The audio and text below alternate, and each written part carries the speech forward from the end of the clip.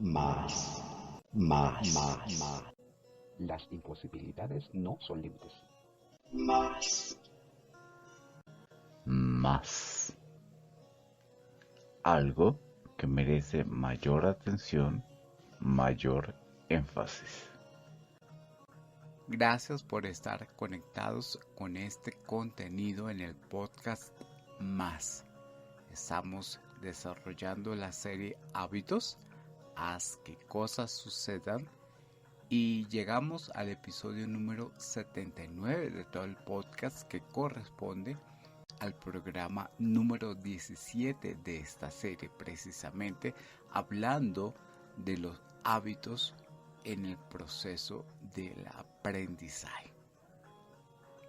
Y me voy a permitir extender este ámbito con Gustavo Adolfo Lozano.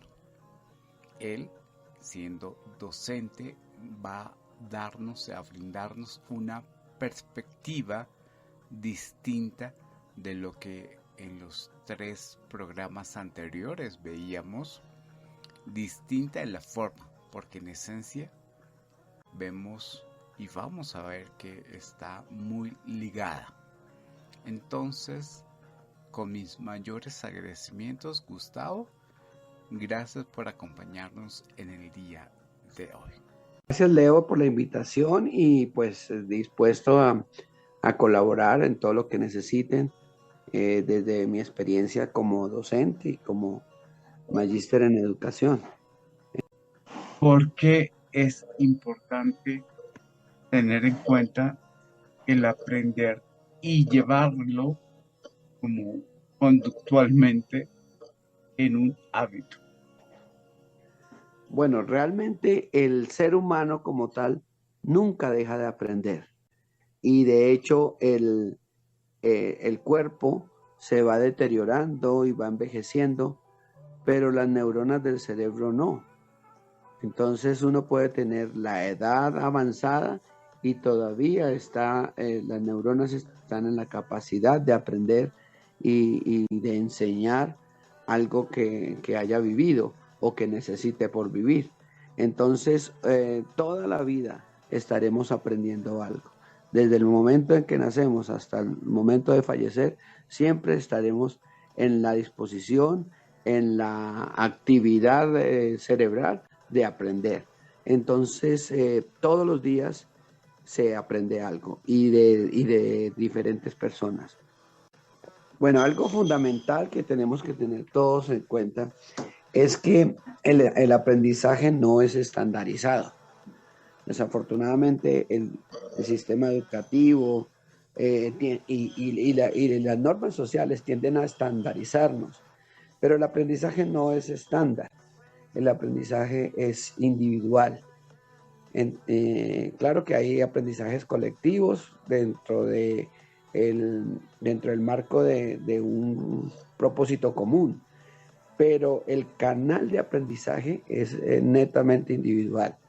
Nosotros tenemos en esencia 3 grandes canales de aprendizaje, que es el canal visual, el canal auditivo y el canal kinestésico, cada uno de ellos con sus variantes. Entonces hay unas personas que se les facilita más el aprendizaje visual, otros el aprendizaje auditivo, otros el aprendizaje kinestésico.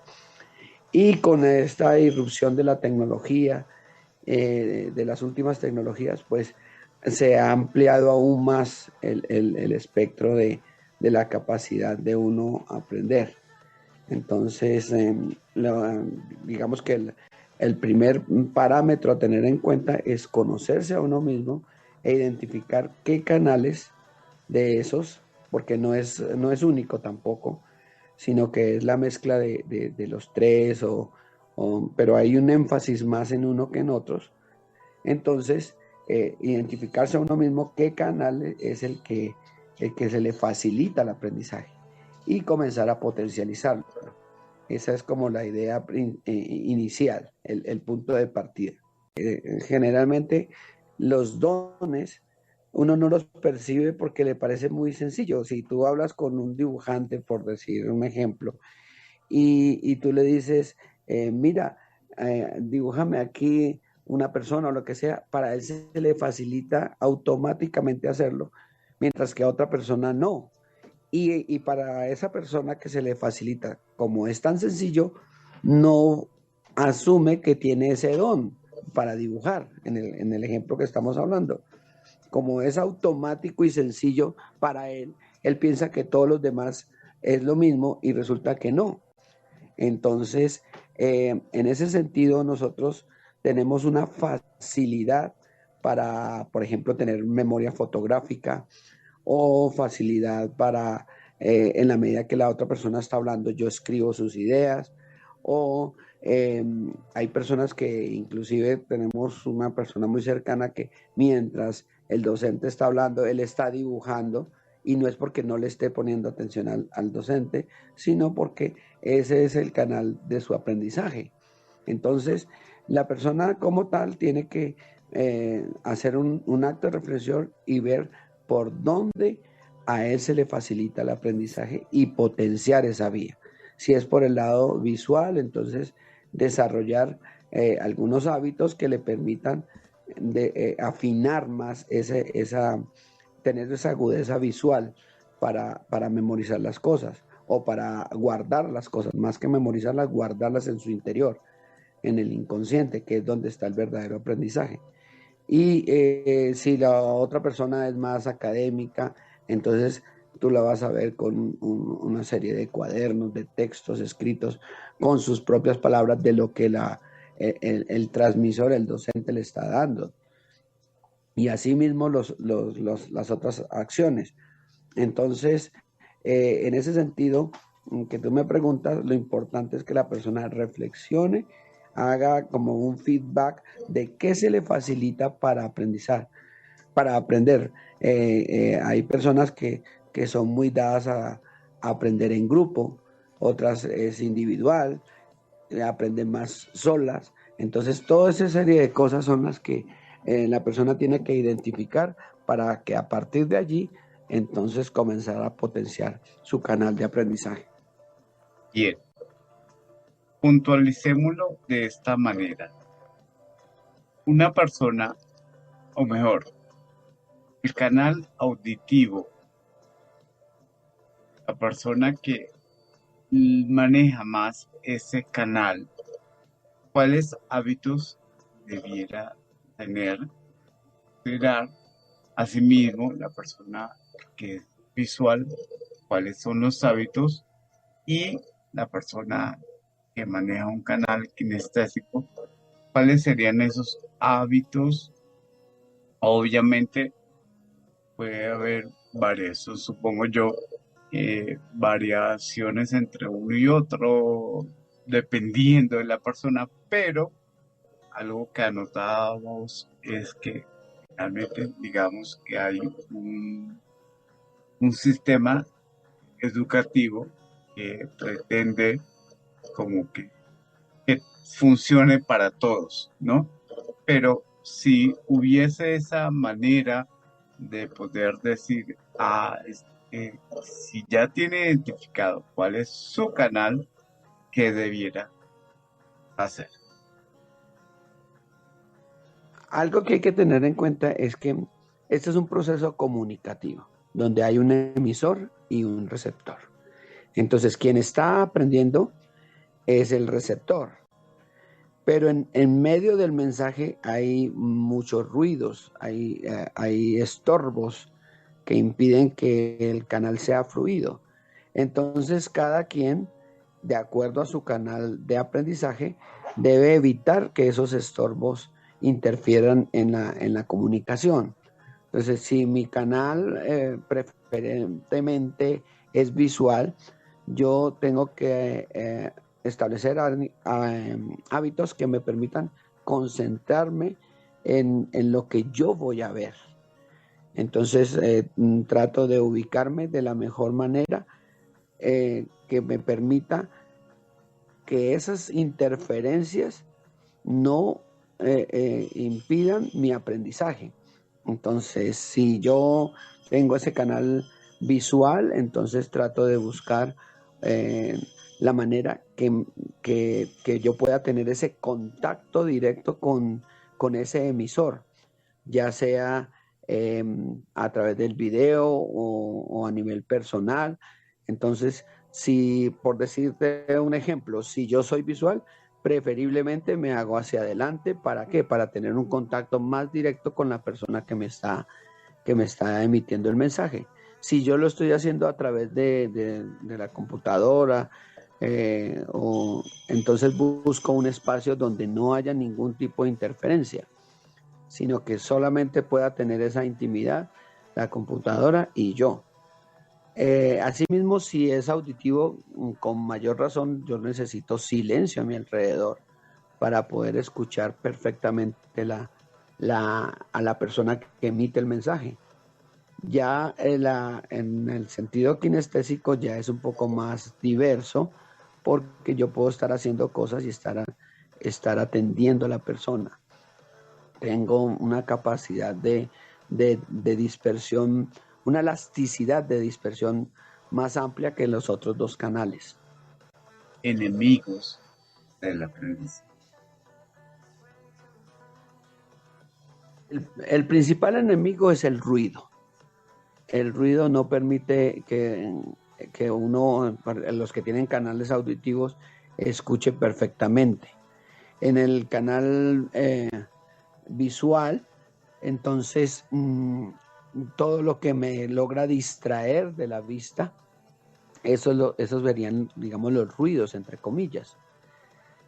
Como te decía, el kinestésico es un poco más elástico, entonces él tiene una diversidad para aprender, que es más, permite que haya algunas distracciones, entre comillas, a su alrededor, y eso no le va a impedir el aprendizaje.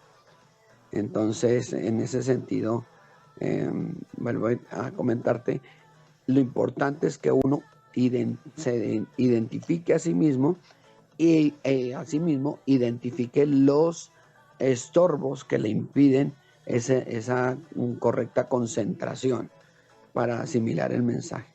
Pero hay espacios, hay personas que necesitan que el espacio donde esté perfectamente ordenado, perfectamente limpio, que inclusive los colores que están a su alrededor sean colores de descanso, por decir algo, un verde menta. Esos colores dan descanso visual y les permite tener mayor concentración.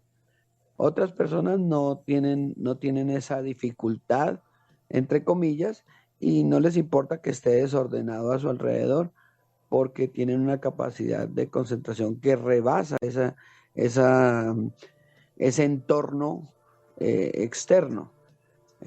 Pero todo, como te digo, depende de cada persona. Pero es muy importante todo eso que mencionas, porque hay personas que pueden tener la mejor intención del aprendizaje, pero si su entorno no está adecuado a su canal, va a ser más difícil. Y lo que tú hablabas del descanso, es supremamente importante tener esos tiempos de descanso, porque uno no es una máquina que conectan a la electricidad y ahí mismo funciona. Tiene que haber todo un entorno que facilite el aprendizaje. Ahí, por eso hoy en día hay muchos colegios campestres, porque la naturaleza ayuda mucho al relax y a la concentración. No en nuestra época era raro ver los colegios campestres. Pareciera obvio decirlo, pero lo fundamental es que la persona quiera aprender. Desafortunadamente, en la estandarización de los colegios hay jóvenes, hay niños que no les interesa determinada clase, y así el docente haga las 1000 maromas para hacer llegar el mensaje, él no lo va a recibir, porque lo tiene bloqueado en su mente. Dice, no me interesa, esto no me va a servir para nada en la vida, y cierran su canal de aprendizaje. Entonces, pareciera obvio, pero no lo es tanto, que la persona quiera aprender. Cuando la persona quiere aprender, inmediatamente dispone todos sus canales de aprendizaje y está dispuesta a beber del agua que brota de la persona que le está dando el mensaje. Entonces es como, haz de cuenta, ese sediento que se acerca a la fuente a beber. Entonces, si nosotros tenemos esa condición, entonces se hace mucho más fácil el proceso de enseñanza-aprendizaje. El colegio y la universidad son espacios sociales, preeminentemente sociales.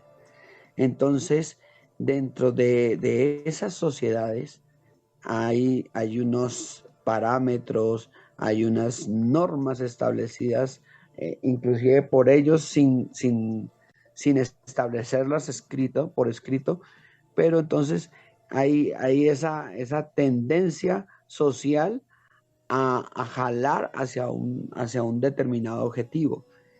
Entonces, el gran problema que tenemos los docentes en esta época es que hay muchas distracciones que jalan a los jóvenes hacia digamos, tópicos diferentes del aprendizaje académico. Entonces, ellos tienen otro tipo de aprendizajes que les está ofreciendo las redes sociales, les está ofreciendo algunos mal llamados, o no, directamente llamados influencers, pero no influencers positivos, sino influencers negativos. Y eso distrae el proceso de focalización de determinada área de aprendizaje. Si te ha gustado este contenido, dale me gusta. Si consideras que hay un aporte enriquecedor, compártelo. Alguien necesita más. Y si te quieres acercar al desarrollo basado en fortalezas, déjame tus comentarios o escribe a contacto@escucharte.com.co.